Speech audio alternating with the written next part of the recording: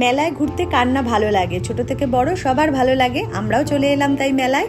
আর মেলায় ঢুকেই প্রথমেই দেখলাম হাতের কাজের কত জিনিস দুপাশে সাজানো রয়েছে, নানা রকমের ফুলদানিতে ফুলের স্টিক সাজানো রয়েছে, টেবিলে দেখো প্যাচার নানা রকমের ডিজাইন করা রয়েছে, খুব সুন্দর সুন্দর জিনিস, হাতের কাজ, পুতুল, অনেক রকমের জিনিস রয়েছে। আর এখানে আমাদের বিরাট পুজো হয়, রাজরাজেশ্বরীর মন্দির, দেখো কত বড় সুন্দর ঠাকুর, মা শীতলা রয়েছেন, খুব সুন্দর।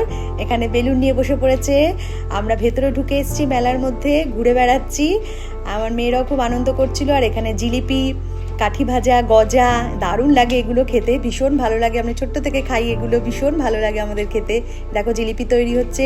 তারপরে চলে এলাম আমরা নাগরদোলায়, নানান রকমের নাগরদোলা ছিল, নাগরদোলা চড়লাম আমরা, খুব ভালো লাগছিল, ভীষণ ভালো লাগছিল। এটাকে বলে ব্রেক ড্যান্স, এটাও চড়েছি, ভীষণ ভালো লেগেছিল। তারপরে টুকটাক জিনিসপত্র কেনাকাটা করার জন্য ভেতরে আরও ঢুকে এলাম। এখানে গোপালের জন্য একটা ঝুনঝুনি